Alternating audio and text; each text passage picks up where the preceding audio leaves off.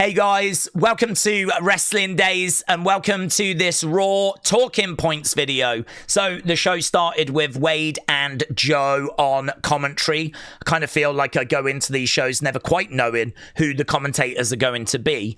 But we started with Rhea. She was very clear in calling out Asuka after what went down last week. Iyo would emerge and say that they are my family. I still love them. That, of course, would bring down the Kabuki Warriors. They would beat up Rhea. Iyo would have to return after leaving the ring. She tried to stop things. And then, of course, we get this moment right here. We get the mist and right in the face. Look at that.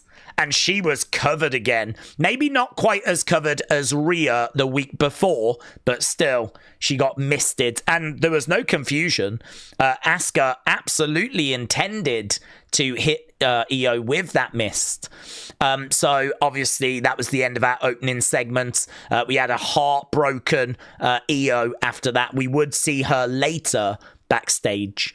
Then we went to our first match. This was the Intercontinental Championship match. Heel versus heel, but the crowd in no doubt as to who they were supporting. They were with Dominik Mysterio.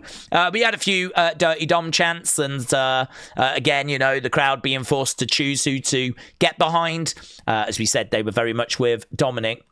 During the match, Rusev saying, "You've got my title, baby boy."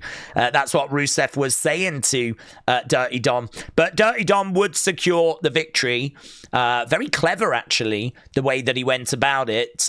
He kind of did a low blow with the referee not watching, rolled up Rusev, an injured Rusev, and managed to retain. So he managed to get through that match. Backstage, we had LA Knight, we had New Day. We found out that Penta had sidelined Grayson. You might remember that massive Mexican destroyer last week. Well, that seems to have put Grayson out of action. But there was a lot of tension back here, and a match was made. LA Knight against Kofi Kingston for later on.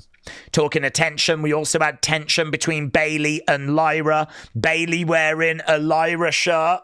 She was quite proud about it, showing Lyra her shirt, but Lyra was not impressed. Lyra making it very clear that Bayley was going to have to wrestle this match on her own. Then we got another hug for Wade Barrett, but in the background there was this sign. It says, "Look at this hot dog." And then it just had a little emoji of a hot dog. And that was it. That was the sign. And I really enjoyed that sign. You see so many signs that shout out wrestlers. I always enjoy these different signs. That one said, "Look at this hot dog." And then it had a picture of a hot dog. That's it. That's it. That's what they chose to go with, and I appreciated it.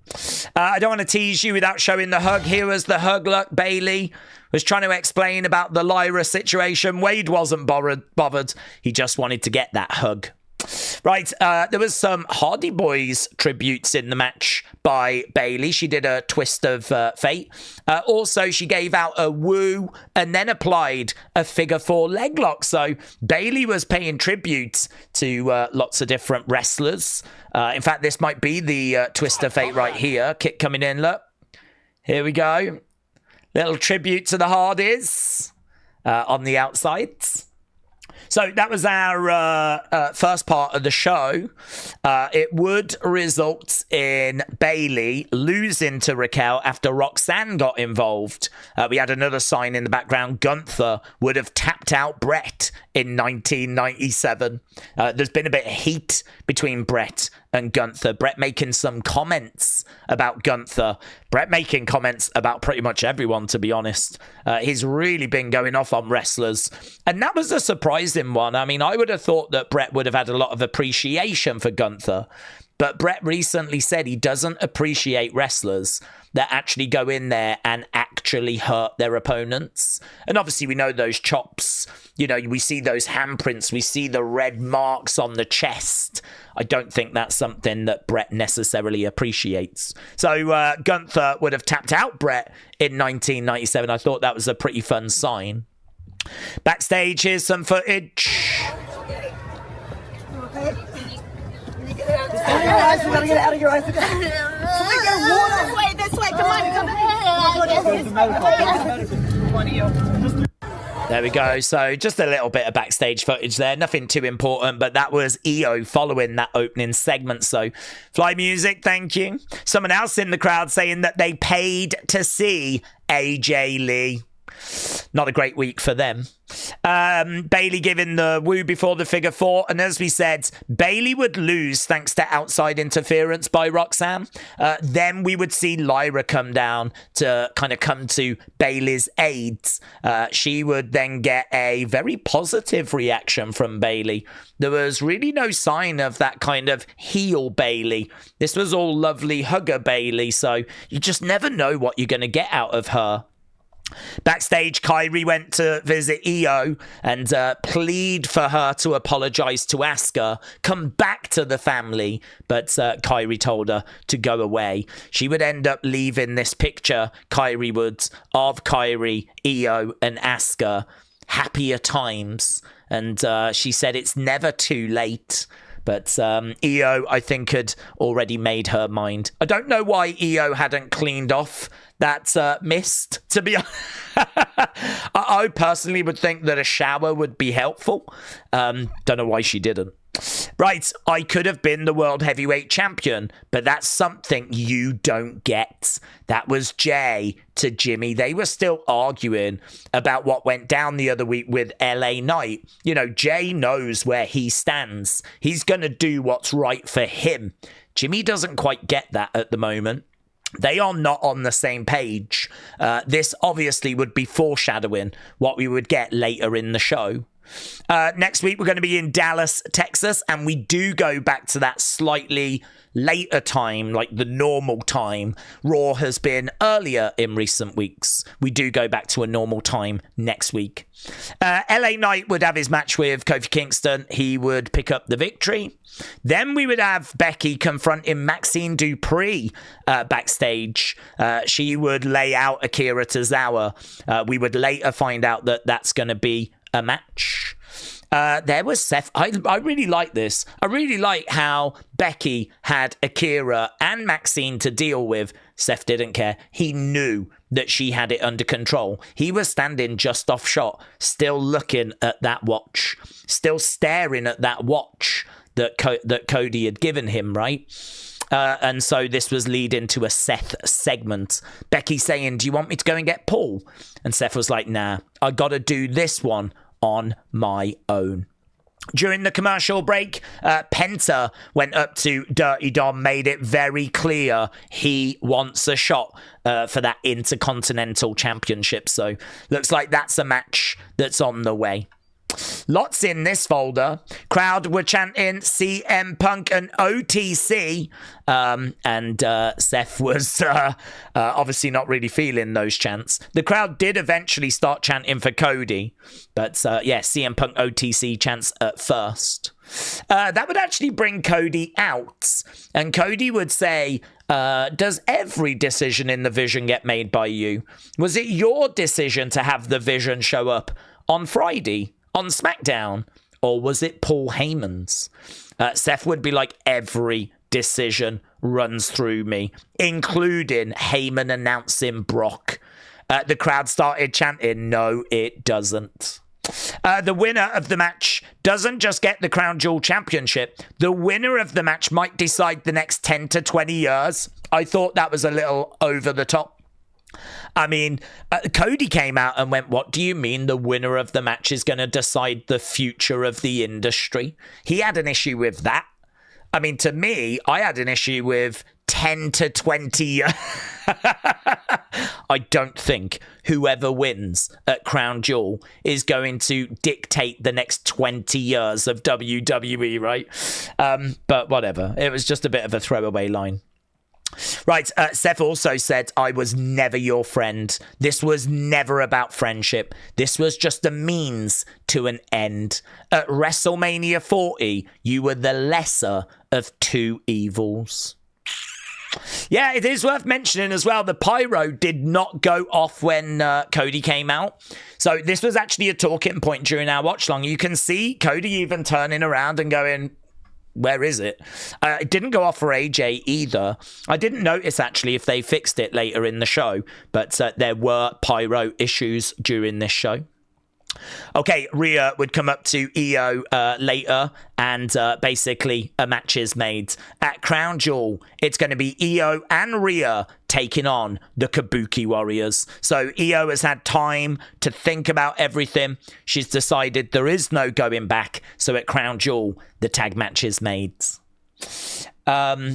Cody obviously questioning Seth and if he was really in control of his group, which I really like this. I hope we dig into this more. I think that's really interesting. Then we got our co-main event, Los Americanos. There they are. Obviously, they've changed their masks. Before, they were all wearing the same thing, right? They were all El Grande. But now, in recent weeks, they've changed the masks. We found out the names. In red is Rayo, which is, I believe, how it's pronounced, Rayo. So Rayo in red, Bravo in blue, Rayo, Bravo, and El Grande. That makes up Los Americanos. So there we go. I get to beat up John Cena. That's great. That's what AJ Styles said. And that used to be his catchphrase back in the day. Eat, sleep, and beat up John Cena. That was when they were feuding, so it's been many, many years since we heard that line. That was during the commercial break. Then at Crown Jewel, as we said, the tag match has been made. Should be really good. Personally, I hope the Kabuki Warriors win. I'm a big fan of Asuka. I love what Iyo has been doing this year, but I'm not ready to give up on Asuka as a top talent. So I like the match. I like all four that are involved. I'll secretly be rooting for the Kabuki Warriors, though. There we go. There is Rayo and Bravo, and they did like a turnaround during the match. Little cheeky look at the camera. Little bit Joe Hendry-esque. A little turn around and look at the camera.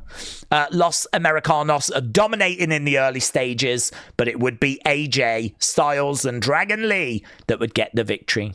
Next week, we've got CM Punk on the show. We've got Maxxine Dupri against Becky after what happened earlier. And we got Lyra Valkyria taking on Roxanne Perez. So, I mean, I'm guessing we're probably building to Lyra and Bayley against Roxanne and Raquel at some point.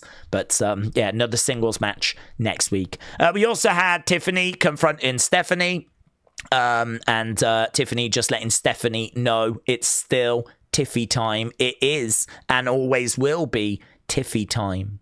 Then we got the entrance for our main event. There was a kid that was...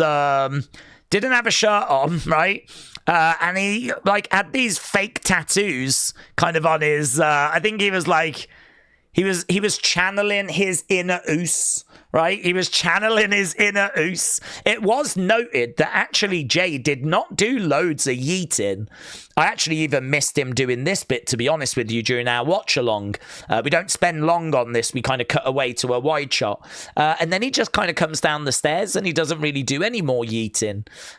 So, you know, we're kind of reading into everything to do with Jey at the moment. Clearly, he's in a very different headspace. But they did run it back. They played Jey's solo theme when they ran it back, said Slam X, which was really well noted. You can see the Jey Uso graphics as well. So when they ran it back, they played Jey's music. Backstage, just as the Vision were about to come out, you could see Seth was deep in thoughts. I have to beat him. He is so mentally occupied with obviously what's going on with Cody at the moment. The Vision made their way out, and we think this is new on the back with this The Vision and the Vision logo. I mean, that must be their logo. I don't even know that I've seen their logo before. So that must be the Vision's logo on the back of the jackets. Not seen that before. Right, match was underway. Main event match was underway. This was a big moment in it. So a big clothesline crashing through the table. That would have Jimmy out for a long time. Jimmy would come back in, but the Usos would struggle. That would bring down Roman Reigns. He would come down to the ring. He would start murking everyone. The Usos would secure the victory in the main event. And then this is the major talking point. So it was hard to hear everything that Roman was saying, but clearly shunning Jimmy and focused, dialed in on Jey. So what was he saying? Was he saying, I'm really disappointed in you, in what I've seen these past few weeks. I'm really disappointed by the fact that you have, not been on the same page as your brother. Apparently not. Apparently he didn't say any of that stuff. He was dialed in on Jey and he was firing him up. He was saying things like, this is your show, F them all. So he was coming out with terms like that. He was basically saying it's yours to take. And, Jey, with the headspace that he's in at the moment, how is he going to interpret that message? Clearly, he loves Jimmy. He loves his family. But you're starting to see with Jey that he is starting to turn his back on people that would have traditionally been allies, people like LA Knight. He's turning his back on those. He's in a very vulnerable, dangerous headspace where I think someone needs to bring him back off the brink. And I think Roman's words are not going to have helped with that whatsoever. It's very clear that Roman sees Jey as being that kind of next big superstar. Jey's already won a world title, obviously didn't hold it very long. I don't think Roman is under the impression that Jey is done now. I think Roman is under the impression that Jey can get back to that level. He wants to help him get back to that level. But, there could be negative connotations here.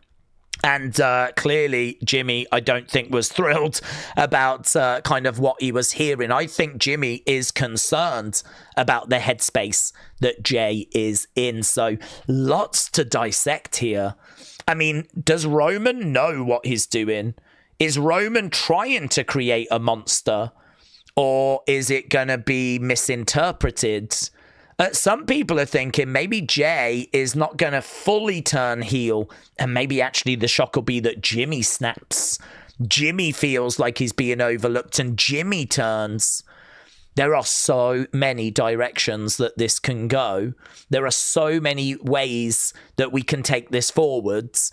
And to be honest with you, several of them look quite interesting. So this is a very interesting story. This is a big story on Raw. And with Roman coming back and just adding more fuel to that fire, I can't wait to see where we go with this. I think there are some in our community that seem to be just a little bit kind of done with this bloodline, Jimmy, Jey arguing type stuff. I don't think this is a story that's grabbing everyone, just judging by some of the comments in our watch along. But I think there's enough intrigue here whereby it's got me. I'm certainly on board. I'm interested to see where this goes. And I think that has now gone up a level now that the OTC is back. So there we go. Raw, mixed bag for me.